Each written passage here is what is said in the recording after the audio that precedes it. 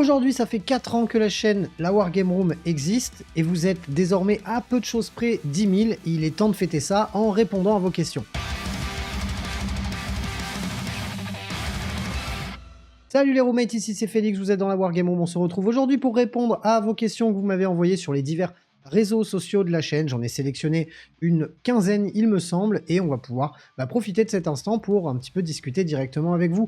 Pour rappel, vous avez l'anniversaire de la chaîne qui va être fêté sur Twitch pendant 4 jours, puisqu'on sera en live ce soir, mardi soir, mercredi soir et jeudi soir, tous ensemble. Si vous avez encore d'autres questions que vous aimeriez donc me poser et que vous voudriez avoir des réponses en direct, je vous invite à le faire dès ce soir, puisque ce soir, on continuera cette FAQ en direct avec vous, avec un petit bilan de la chaîne et tout ce qu'on propose pour l'avenir. Mardi, il y aura un rapport de bataille en live entre Mathieu et Alex. Il me semble qu'on sera sur du Custodes contre du Cult Genestealer, ou peut-être de la Death Guard contre du Cult Genestealer. Bref, on verra ça mardi.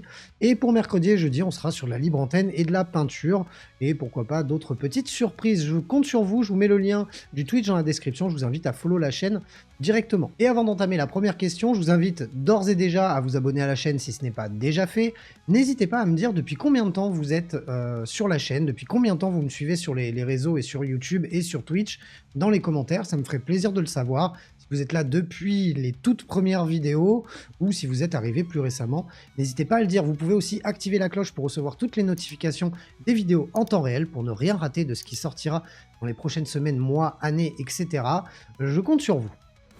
Allez, première question, as-tu déjà envisagé d'autres jeux que 40K sur ta chaîne? Alors je l'ai fait à de nombreuses reprises, je l'ai envisagé à encore plus de reprises, mais pour le moment, il n'y a eu que du Age of Sigmar ancienne version du jeu, puisque j'ai pas trop aimé la dernière version, et on a pu expérimenter un peu de Marvel Crisis Protocol, que ce soit en live, parce que je crois pas avoir fait de rapport de bataille officiel.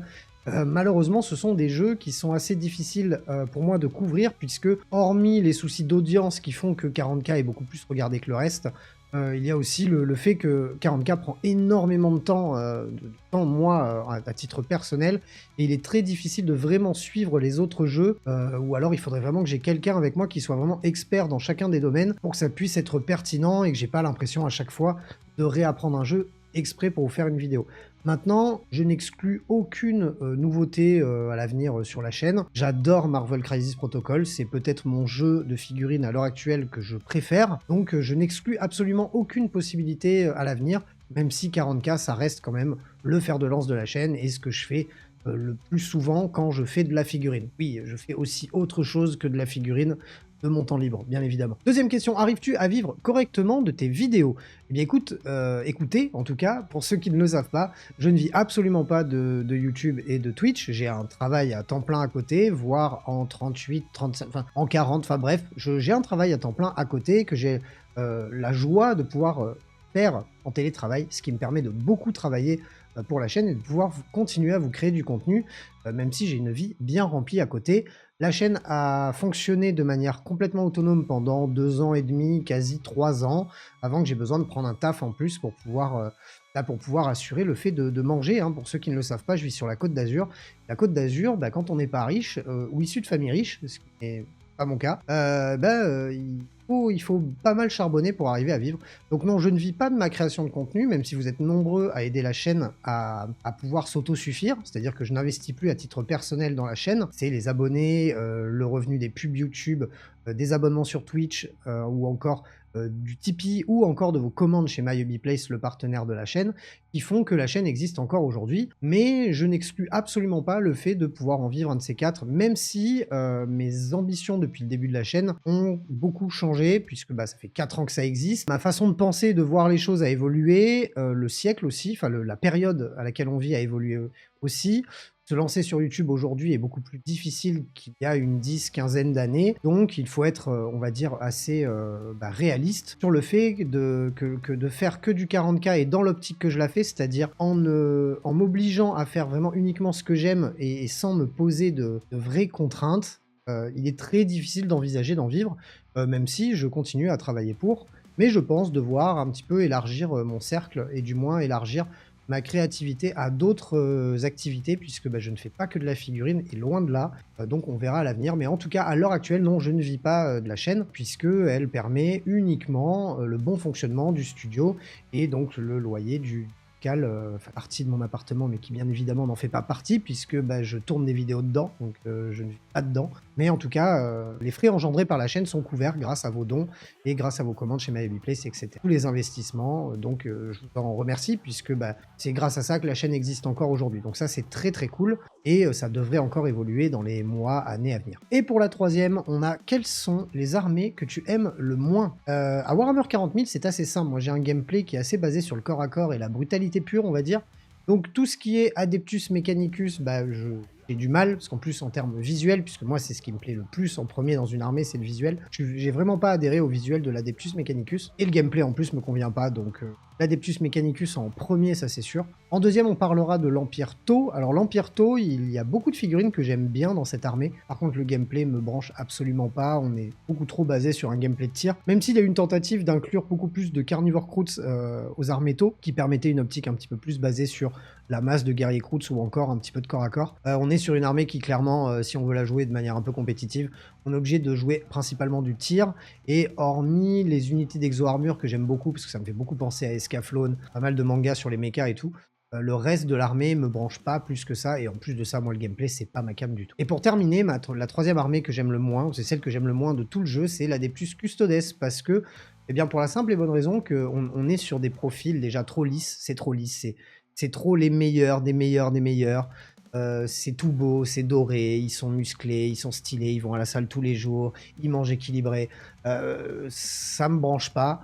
Leur gameplay, même s'il il a beaucoup évolué, on est quand même sur une armée basée sur le tanking. Il y a peu de figurines sur la table parce qu'on est sur une armée d'élite. En fait, en tout point, c'est une armée qui me plaît pas parce que bah, dans le gameplay et dans le visuel, ça ne me plaît absolument pas. Donc l'armée que je déteste le plus, parce qu'en plus je déteste l'affronter alors que les deux autres j'aime bien, c'est pour ça que le Custodes c'est vraiment mon armée que je déteste le plus. Je déteste affronter les Custodes. Après bon, il y a 24 armées je crois à Warhammer 40 000 et j'ai vraiment dû me triturer les méninges pour trouver ces trois-là.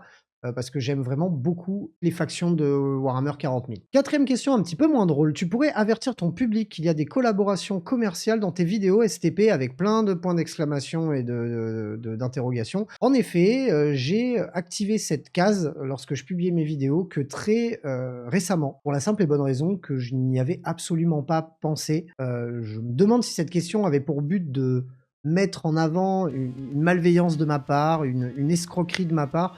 À savoir les gars que le fait de vous avertir qu'il y a des collaborations commerciales sur les vidéos ne me fait pas baisser ou augmenter mes revenus. C'est juste pour vous avertir parce que c'est le cadre légal que j'ai fait depuis dans chacune des vidéos parce que j'ai pas envie d'avoir des problèmes et de déplaire à certains. À la limite je m'en tape un peu l'arrêt, mais j'ai pas envie d'avoir de problème dans ma création de contenu. C'est un truc que je fais sur mon temps libre. J'ai pas envie d'avoir une pression en plus. Mais je trouve cette question pleine de sens mine de rien parce que de ce que je lis dans le second sens, on va dire, entre les lignes de cette question, c'est qu'en gros, je fais du beurre sur le dos des gens sans trop les avertir. Bon, pour vous faire un court résumé, parce qu'on va pas parler des youtubeurs de manière globale, parce que c'est beaucoup trop long, YouTube rémunère un petit peu sur les pubs. Ça représente en ce moment pour la chaîne environ entre les meilleurs mois 180 balles et les pires 80 balles. Donc ça me fait absolument pas vivre. Non, ce qui fait vivre un créateur de contenu, c'est les collaborations commerciales dont il parle, qui sont généralement des placements de produits pour lesquels on est payé. Je ne suis absolument pas payé par aucune boîte pour lesquelles j'ai fait des placements de produits sur la chaîne. J'ai uniquement touché des coms sur les ventes, ce qui représente que très peu d'argent. Donc même si quelque part, en effet, ce sont des collaborations commerciales, je tiens tout de même à remettre un peu de contexte dans le truc. Dans le hobby aujourd'hui, à part peut-être French Wargame Studio qui a eu un peu du NordVPN, etc., personne n'est payé pour un placement de produit en début de vidéo. Même Oli, avec qui j'ai un partenariat, MyHobbyPlace, avec qui j'ai un partenariat, ne me paye absolument pas pour ce que je fais pour eux. Je touche uniquement des coms. Je tenais juste à remettre les choses dans leur contexte. En tout cas, vous avez la mention au début de chacune des vidéos pour essayer d'être dans les clous et j'allais dire de pas vexer certaines personnes qui pourraient mal le prendre, mais en fait ça à la limite je m'en tamponne. On enchaîne avec une question beaucoup plus légère puisqu'on m'a demandé mon top 3 des groupes de métal, puisque pour ceux qui ne le savent pas, je viens à la base de la musique, j'ai fait de la musique pendant une vingtaine d'années, ouais à peu près, même un peu plus de 20 ans. J'ai fait ça quasiment donc toute ma vie, puisque j'ai 38 ans aujourd'hui, c'est quand même beaucoup, 25 sur 38. Et effectivement, j'ai joué dans des groupes de métal, et notamment un avec lequel j'ai fait pas mal de choses. Et donc oui, on m'a demandé mon top de mes groupes de métal. Mais les gars, je vais vous le dire, faire un top 3 des groupes de métal, alors que c'est quasiment toute ma vie, même si aujourd'hui j'écoute quasiment plus de métal, ça a été très dur. Donc je vais devoir vous faire un top 5, j'en suis désolé, c'est impossible pour moi de faire mieux qu'un top 5. Et encore, j'ai dû scripter cette vidéo au moins 3 heures juste à cause de ça, parce que je voulais vraiment pas oublier un groupe que je kiffe depuis des années, parce que j'en écoute tellement que du coup, bah, je peux pas tous les sortir comme ça naturellement. En premier lieu, les gars, je vais vous parler d'Iron Maiden. Pour moi, c'est la base, c'est le premier groupe de musique alternative que j'ai écouté quand j'étais gamin. Je devais avoir 6 ou 7 ans.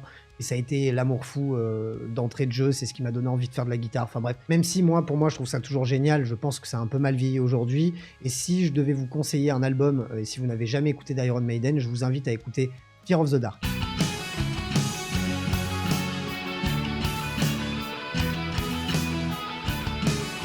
Album incroyable, c'est mon préféré, j'en écoute encore aujourd'hui. Et même si le style fait un petit peu vieillot, pour moi, ça reste la base de la base de la base de mon éducation métal. Bon, ensuite, on va faire un énorme bond dans le temps parce que en vieux groupe de métal, je vous avoue que j'ai eu beaucoup de périodes quand j'étais gamin, mais tous ces groupes-là sont très très vite sortis de ma playlist, même si j'en écoute de temps en temps parce que c'est sympa. On va direct faire un petit bond de 20 voire 30 ans dans l'avenir par rapport à Maiden. Donc quand même un bond en arrière de 20 ans hein, dans la vie de tous les jours. Je vais vous parler de Parkway Drive. Parkway Drive, je vous conseille d'écouter l'album Horizons.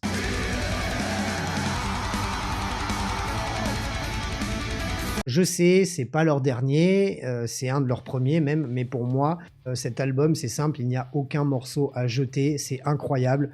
Et si vous avez écouté Maiden juste avant, vous allez capter pourquoi j'adore cet album. Il y a énormément de phrasés de guitare un peu épiques, avec des trucs vraiment, vraiment ultra stylés. Mais on est sur quelque chose de beaucoup plus moderne. C'est un groupe de surfeurs australiens qui sont aujourd'hui complètement... c'est un des plus gros groupes de métal au monde aujourd'hui. Et j'adore ce groupe, je vous le conseille. En troisième, je vais vous parler de The Devil Wears Prada, qui a été vraiment un peu la bascule entre le métal et la musique emo, où il y a beaucoup de chants clairs. Ils ont des mèches, ils sont très minces, très androgynes. On est très très loin de l'image du métalleux de base. Mais par contre, en termes de musique, c'est incroyable, c'est ultra riche. Je vous conseille clairement l'album With Roots Above and Branches Below.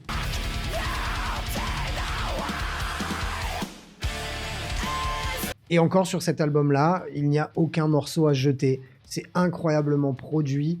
Les compos sont ouf, les phrasés de guitare sont incroyables. On a une dimension métal beaucoup plus vénère que dans certains autres groupes, mais aussi une dimension beaucoup plus claire, clean. Enfin, on est sur un groupe de musique, il me semble, hein, qu'à leur début, en tout cas, c'était considéré comme du Christian core, donc en gros, métal avec des paroles assez bibliques. Je suis pas sûr, c'était un peu un effet de mode à une époque. Pas sûr que ces mecs-là soient encore à fond là-dedans aujourd'hui. J'en écoute très très peu aujourd'hui parce que j'ai moins aimé l'évolution qu'ils ont eu dans leur musique.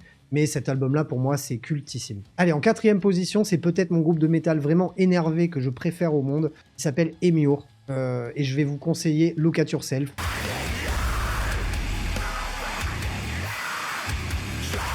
C'est un album qui est assez récent, mais honnêtement, les gars, tous leurs albums sont incroyables. J'adore ce groupe. J'ai eu la chance de tourner avec eux, avec mon groupe, en 2012 ou 2013, quelque chose comme ça. Groupe incroyable, à voir en live. On a envie de casser des bouches. C'est incroyable, tellement c'est violent et génial. On remarquera, si vous écoutez le groupe, une grosse influence de Korn ou encore de Deftones. Et c'est normal, ils sont ultra fans de ces groupes-là. Et c'est incroyable. J'ai rien d'autre à dire que Emmure. Alors c'est de la rage pure, hein, il n'y a rien de fin. Mais par contre, on est sur une prod incroyable. Les infrabasses, la grosse caisse, tout le son, tout le sound design dans ce qu'ils font est incroyable. Donc je vous conseille d'écouter ce groupe. Et pour terminer, encore un de mes groupes préférés qui malheureusement se sépare là dans pas longtemps, ou en tout cas va se séparer, enfin bref, vraiment c'est mort. Ça s'appelle Stray from the Past. Je vous conseille l'album Subliminal Criminals.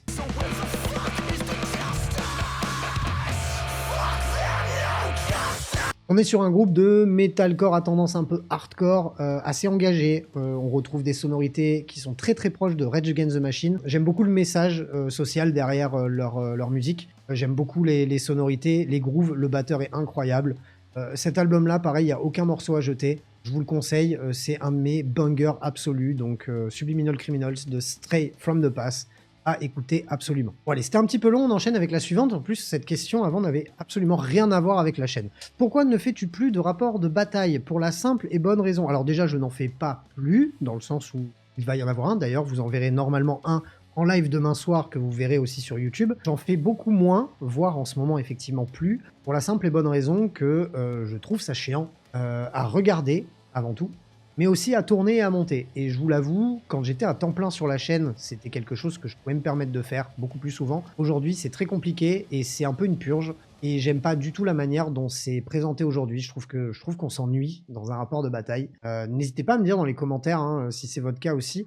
Mais tant que je n'arrive pas à réécrire ou reproposer quelque chose de mieux, je ne referai pas de rapport de bataille monté. Vous verrez du rapport de bataille en live, très bien filmé, très bien, mais qui sera long, donc pour accompagner vos soirées de peinture par exemple. Mais pour ce qui est des rapports de bataille montés, ça reviendra le jour où j'aurai une idée de génie qui révolutionnera un peu le concept, parce que je m'ennuie à regarder ce type de vidéo. Et d'ailleurs, au passage, petite parenthèse, le dernier rapport de bataille que j'ai vraiment apprécié, c'est celui qui a été proposé par le joueur du grenier, qui avait invité, il me semble, AlphaCast sur sa chaîne. Et là, on est sur un rapport de bataille qui est filmé sur un plateau d'enregistrement, avec de la régie et 3 cadreurs, il me semble, ainsi que des monteurs. Enfin bref, on est sur un travail colossal, fait par une équipe de mecs dont c'est le travail, alors que moi, c'est quelque chose que je fais sur mon temps libre. Il est absolument impossible pour moi de pouvoir reproduire ça chez moi, même si j'aurais adoré faire ce type de rapport de bataille, mais c'est juste impossible. Ou alors, je sors une vidéo tous les 6 mois, les gars, et ça veut dire que je ne fais absolument rien à côté, quoi. Je vous sors pas d'autres vidéos. Donc, compliqué dans l'immédiat, mais je vous assure que je me creuse les méninges pour vous trouver quelque chose de plus frais. Question suivante, à quand les vidéos plus longues? Eh bien, ça rejoint un petit peu les vidéos de rapport de bataille. C'est compliqué pour moi de faire des vidéos très longues, puisque elles sont scriptées. Ça prend énormément de temps au script, au tournage et au montage. Et j'ai de moins en moins, moi, de temps dans ma vie personnelle pour créer du contenu aussi long et aussi chronophage. Puisque, pour rappel, ça fait 4 ans que je fais la chaîne tout seul et entièrement tout seul. Mais j'entends, et c'est vrai que même moi, lorsque je travaille, je regarde des vidéos, et c'est vrai que je suis de plus en plus attiré par du contenu long, que rapide, pour pouvoir faire des longues sessions de travail, et je vais y penser. Je pense à de la rediffusion de live, même si c'est du réchauffé, j'en suis conscient, mais au moins ça vous permet d'avoir du contenu sur YouTube si vous n'êtes pas sur Twitch, et surtout pas sur Twitch au moment où je live. Ça vous permet d'avoir du contenu un peu plus long, qui vous permettra aussi de peut-être voir d'autres aspects de la chaîne, puisque la chaîne, je la fais principalement autour de ma passion, c'est-à-dire que je fais en fonction des humeurs du moment, de ce que je fais dans le hobby. En ce moment, je joue beaucoup de compétitifs, je joue beaucoup de Blood Angel, je peins beaucoup de Blood Angel, donc vous risquez d'en voir beaucoup dans les prochains mois en vidéo longue et en live, parce que c'est ce qui fait mon hobby à 80% du temps en ce moment. Bref, les vidéos plus longues vont revenir, enfin bref, il va y en avoir, il faut juste laisser un petit peu de temps. Savoir au passage, les gars, qu'on est en été et que l'été, généralement, surtout là, les 15 jours qui vont suivre, sont les mois les jours les plus hardcore à mon travail. Ça tombe très bien, c'est l'anniversaire de la chaîne en même temps, trop bien. Mais voilà, sachez que là, c'est une période un petit peu plus lourde pour moi. C'est pour ça que c'est un peu difficile de vous sortir beaucoup de contenu. On passe ensuite à une question qui parle des tops et des flops de chaque faction, en demandant est-ce que je referai des top flops pour chaque armée, du gameplay, etc. Est-ce que je vous referai des vidéos comme j'ai pu faire pour chaque sortie de codex, avec une vidéo qui parle du gameplay avec une construction de liste, une vidéo qui vous présente les meilleures armées, les meilleures unités de l'armée, une vidéo qui vous présente les pires unités de l'armée. Je crois que j'en avais même une 4e. Bref, en gros, je faisais environ 3 à 4 vidéos par faction lorsque les codex sortaient. Le contenu est à l'heure actuelle trop spécifique sur ma chaîne. Ça intéresse que les quelques joueurs de chaque faction.